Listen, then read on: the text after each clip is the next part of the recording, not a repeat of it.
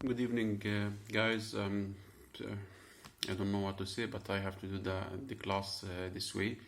For the first time, I'm going to record a video about one of the most important classes. Normally, I do this class after work, but because I think two or three of you are going to talk about the health insurance fund. So the first video will be for sure about health insurance fund, and it will be a reference for me and for you for sure for this period of time. I don't know what happened after a year or after 2 years. For sure they will change something. Anyway, for the health insurance fund is for sure, as you remember, we talked about it during the branches of the social security system in Belgium, and it is one of the six branches. Today we'll be talk about the mutual benefits fund. There's three levels of the health insurance fund, of three levels of the health insurance: the compulsory insurance, and then the supplementary insurance, and the third is the non-compulsory insurance. So what we mean by compulsory insurance, supplementary, and non-compulsory will be for sure explained during this video. Anyway, just to remind you, with the six branches of social security in Belgium, we have ENAMI, which is the health insurance. We have ONIM, which is the office for work, and if you need for sure the names in Dutch, I can provide you with the name in Dutch on paper. And then we have the family allowance, as you remember, we explained this in detail in the class. The name of the fund in Brussels is Famiris, as you remember. And then we have the annual leave, we have the pensions, and then we have the occupational illness and disease, the SDIF. Now, who pays for social insurance security in Belgium? We already talked about it.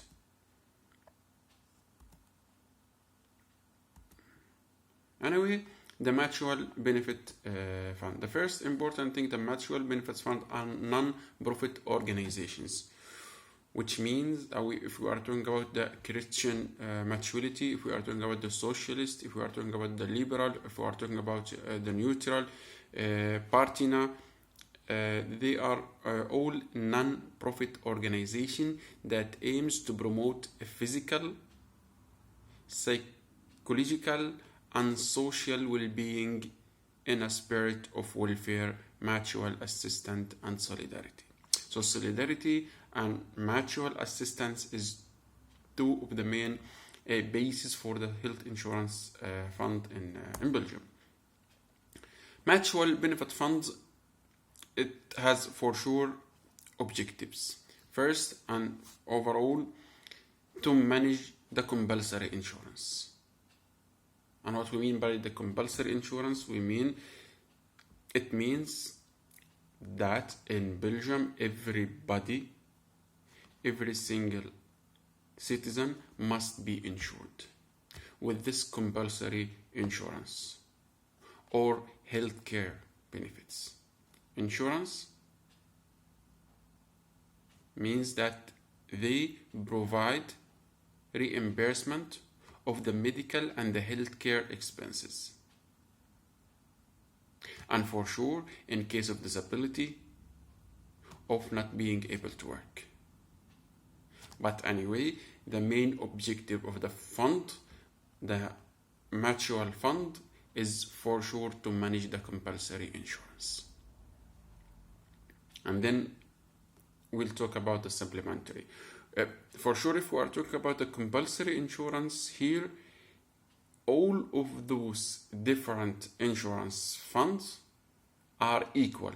They provide the same services. There is no single differences between those funds. So Christian, socialist, liberal, or any other social or any other health insurance fund, they are equal when we are talking about the compulsory insurance, because it is financed actually by the government. They receive their expenses from the social security system. The compulsory insurance system is governed by the law. Ensures, for sure, it ensures the implementation of sickness and disability insurance regulation.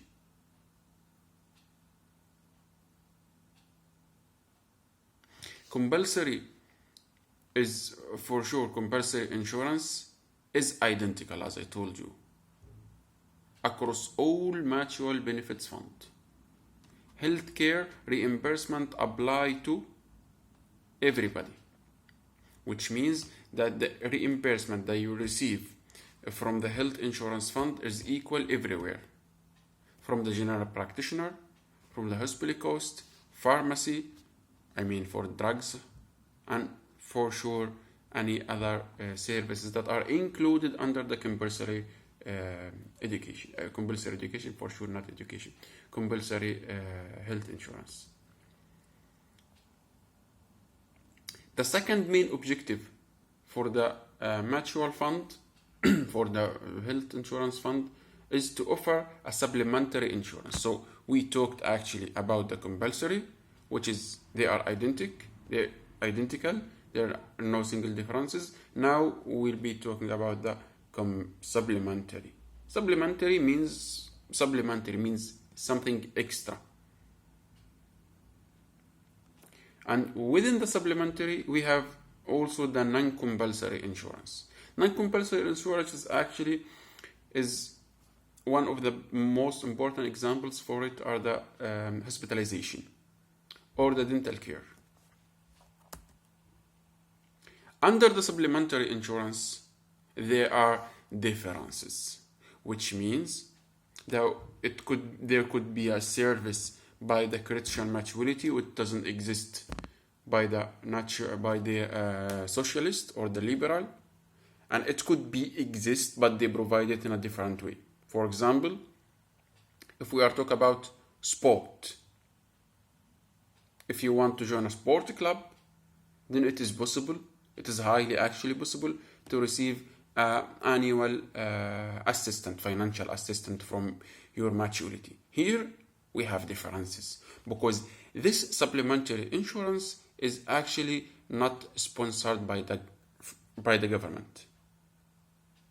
And here it is actually sponsored by the health insurance fund itself. From where they get the money? They get the money from your subscriptions. So if you want to be a member in the Christian mutuality, you pay an amount of money each year, an annual subscription fees. It could be 80, 70, 90, 100, I don't know. There are differences between the different mutualities. And from this money, those different mutualities, they use this money to provide you the supplementary insurance. So sport is one of the examples. Vaccines are second example. Medical treatment while abroad, if you are abroad. For example, childcare, alternative medicine, speech therapy, home nursing, and many other services that are provided under the title supplementary insurance. Now, the question, if they are, for example, if they are identical in the compulsory insurance, is it possible to get only the compulsory insurance without paying this annual fees for subscription by those mutualities? Yes, it is possible, but not by those mutualities. You have to go to CAMI. CAMI is, in one way or another, the governmental, you can call him the governmental insurance, where you get only the compulsory insurance. But the second question, so I do want to benefit from the supplementary insurance, but I don't know which insurance fund do I have to choose. Now, you don't know which one, but for sure you know your needs. What do you need? Do you need focus on, for example, child care? Do you need extra assistance for disability? Do you have special needs in that area? You go and you search among those different health insurance fund, the one that provide the services that you need. You can register with them with no single problem. The third level is the non-compulsory insurance, and here it is actually optional. You want to make sure that if you are in a hospital, your expenses in the hospital are covered. So it's better to go and insure yourself. Most of the cases, if you have worked, most of the cases, I'm not talking about all of the cases, if you have worked with a big organization, your hospitalization cost will be covered by your workgever, by your employer. But anyway, you can still do it yourself. You can choose, search on the internet, which is the best offer that provided from any of those health insurance fund, and it's possible also to find health insurance that provide only health hospitalization. Now we cover two of the main objectives of the health insurance fund. Then the third objective is to inform and to guide and to support its members. So if you are a member, for example, by the socialist, most of the people in Brussels are with the socialist, the red one, we already explained them. So you have the right to ask them for guidance, for information, for support.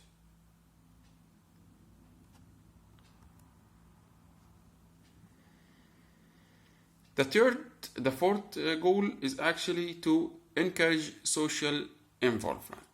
What do we mean by to be socially involved? We mean that maybe in one way or another to do voluntary work, like the activity that we visited in the library last week. So they have actually this goal under their main goals. The fifth goal is to take part in the political consultation as a jointly responsible member of the National Health and Disability Insurance Agency governing body, which means that by the end of the year, there are along the whole year actually, there are some kind of negotiations between the national health and disability insurance agencies and the other bodies, negotiating over everything related to health, related to disability, and even related to the costs and the expenses that any single citizen has to pay or must pay. Anyway, if we go back, ENAMI, the branch of the Social Security, means the mutual benefit funds. Compulsory insurance, everybody is equal. Supplementary insurance, they are not identical. When do you need to register? When do you need to be a member in the health insurance fund? To be a member in the health insurance fund, actually, everybody must be a member in one of the health insurance funds. Now, after being a member in the health insurance fund, do they issue, for example, a certain sort of card? No, previously will, but the card was called SIS, Social Information System. This is abolished, and now the health insurance is actually included in your identity card, except for kids who are under 12 years old. They have their own blue card, which called the ISI Plus, which means actually the social information system. Another document that you get from the maturity is the sticker. And the sticker is a sticker where you can find the number of your maturity, your name, your address, and then your code and your national number.